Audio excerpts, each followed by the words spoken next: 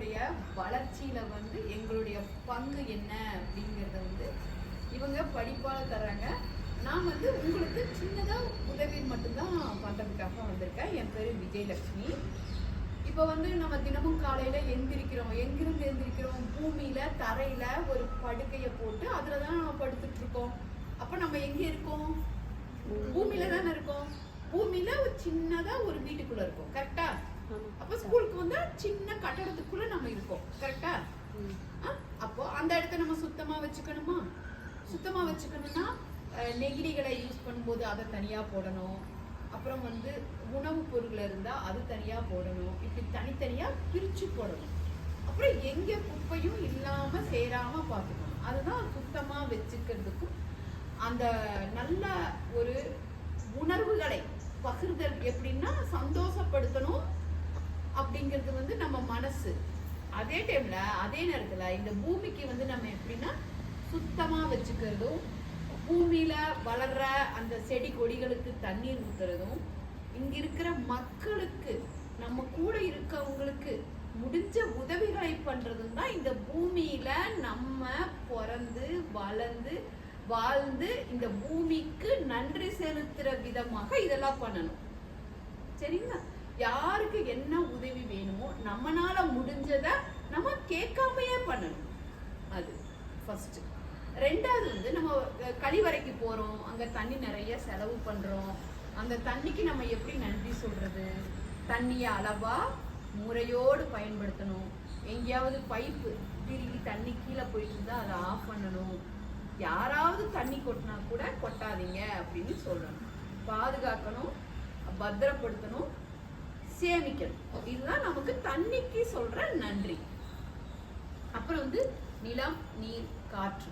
இந்த காற்றை வந்து மாசுபடுத்தாம நம்ம பார்த்துக்கணும். எப்படின்னா இந்த வண்டியெல்லாம் வேகமா போகும்போது ஒரு புகை பின்னால் இருந்து வரும் அந்த குழாயில.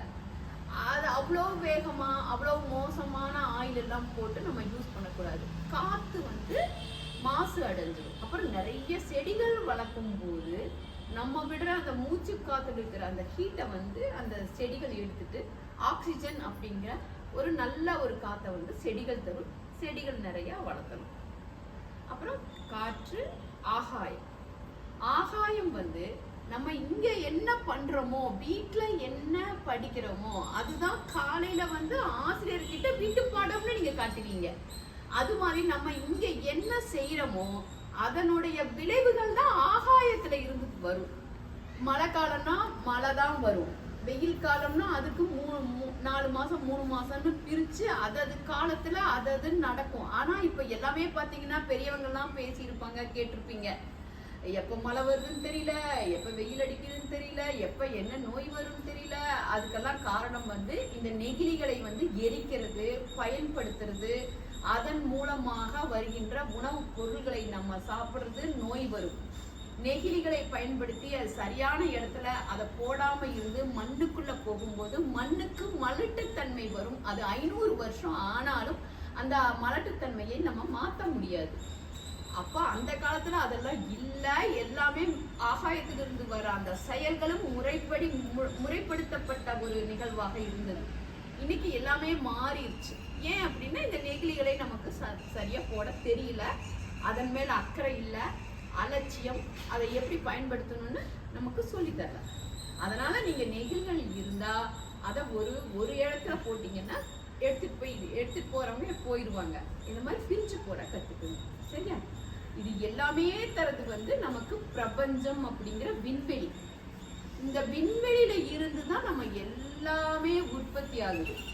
அந்த விண்வெளிக்கு ஒரு நன்றி சொல்லணும். எப்படி இவ்வளோ பெரிய ஸ்கூல்ல நீங்க சின்ன இடத்துல உட்கார்ந்துட்டு இருக்கீங்க, அது போலதான் அவ்வளோ பெரிய விண் சுழற்சி, அவ்வளோ பெரிய வானத்துல இருந்துதான் நமக்கு எல்லாமே கிடைக்குது. இந்த பஞ்சபூதங்களும், இந்த பூமியும், இந்த சூரியன், சந்திரன், மீன்கள் எல்லாமே வந்து அந்த பிரபஞ்சத்துல இருந்துதான் நமக்கு கிடைக்குது.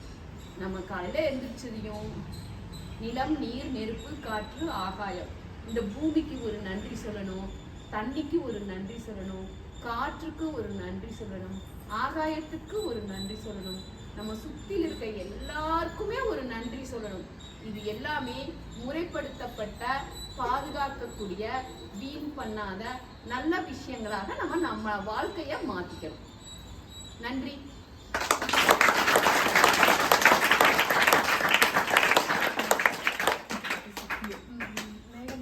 கட் பண்ணிட்டான்.